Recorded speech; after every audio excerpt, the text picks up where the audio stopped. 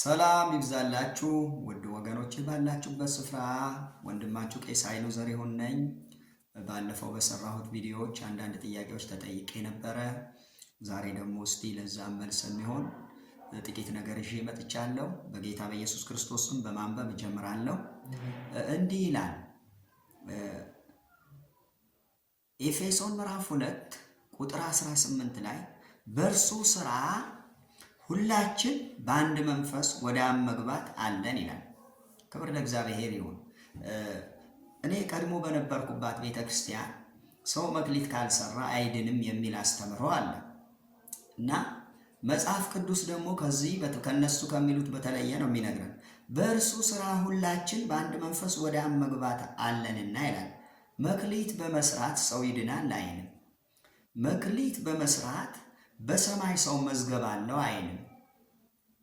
እሱ በሰራው ሥራ ስናምን ግን ሰማይ ለኛ ክፍት ነው።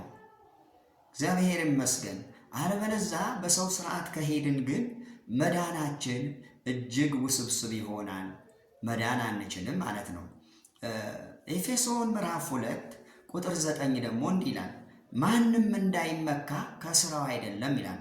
ለምንድን ነው ከሥራው አይደለም ያለ? ለምንድን ነው እንዳይመካ ያለው? በእርሱ ሥራ ነዋ መግባት የሚቻለው። በእኛ ሥራ መግባት አንችልም። የእኛ ሥራ ሊያስገባን አይችልም። በእርግጥ መክሊት ካልሰራህ አትገባም፣ እንዲህ ካላደረግህ አትገባም ተብለን ተሰብከናል፣ ተምረናል። ያ ውሸት መሆኑ ፌክ መሆኑ እንድታውቁ ከወዲሁ አሳስባቸዋለሁ።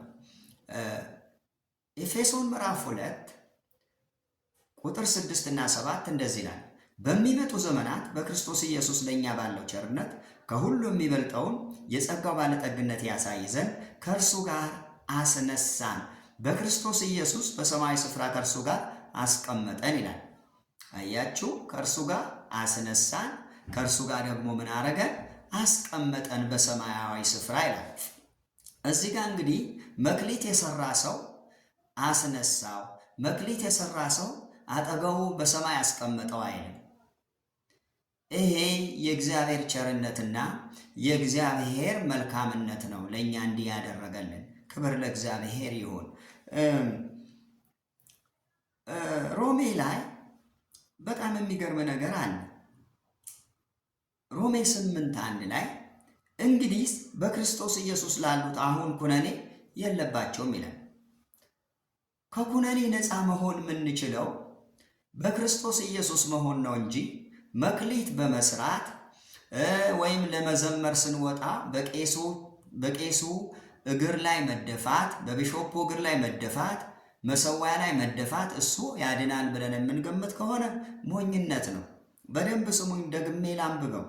እንግዲህ በክርስቶስ ኢየሱስ ላሉት አሁን ኩነኔ የለባቸውም ይላል። መቼ ነው መጽሐፍ ቅዱስ ያለው? አሁን ኩነኔ የለባቸውም፣ ከኩነኔ ነፃ ናቸው፣ ከዕዳ ነፃ ናቸው እያለ መጽሐፍ ቅዱስ ይናገራል። ክብር ለእግዚአብሔር ይሁን። እዚሁ ምዕራፍ ላይ ቁጥር 33 ላይ እንደዚህ ይላል፣ እግዚአብሔር የመረጣቸው ማን ይከሳቸዋል? የሚያጸድቅ እግዚአብሔር ነው፣ የሚኮንንስ ማን ነው ይላል። የመረጣቸው እሱ ነው ያጸደቃቸው እንጂ መክሊት ስለሰሩ የጉልበት ሥራ ስለሰሩ ለአንዳንድ ቁሳቁሶች ስለሰጡ ይድናሉ አይለንም። መጽሐፍ ቅዱስ የሚለው በአግባቡ ብናምን ለእኛ በረከት ይሆንልናል። የመጨረሻ ሁለተኛ ቆሮንቶስ ምዕራፍ 5 ቁጥር 21 እንደዚህ ይላል፣ እኛ በእርሱ ሆነን ይላል የእግዚአብሔር ጽድቅ እንሆን ዘንድ ኃጢአት ያላወቀውን እርሱ ስለ እኛ ኃጢአት አደረገው ይላል። እኛ በእርሱ ሆነን የእግዚአብሔር ጽድቅ ሆንን ይለናል መጽሐፍ ቅዱስ። ክብር ለእግዚአብሔር ይሁን። እኛ በእርሱ ሆነን ኃጢአት ያላወቀውን እሱ ደግሞ ስለ እኛ ኃጢአት አደረገው። ውድ የተከበራችሁ ወገኖቼ ባለፈው በጠየቃችሁኝ መሰረት አዎ ድኛለሁ፣ አዎ ነፃ ወጥቻለሁ፣ አዎ የእግዚአብሔር ልጅ ሆኛለሁ፣ አዎ በሰማይ ከእሱ ጋር ተቀምጫለሁ፣ እዚህ እየኖርኩ ላይም አለሁ። ክብር ለእግዚአብሔር ይሁን እንጂ መክሊት በመስራት እድናለሁ ብዬ እኔ አላምንም። መክሊት ሰርተን እንድናለን የምትሉን ከሆነ ክሳራ ውስጥ ነው ያላችሁት። ኢየሱስ ክርስቶስ ስለ እናንተ ከፈለው ዋጋ አልተቀበላችሁም ማለት ነው። እባካችሁ አስተውሉ፣ ጸልዩ። እግዚአብሔር ይርዳን። ቄስ ኃይሉ ዘሪሁን ነኝ።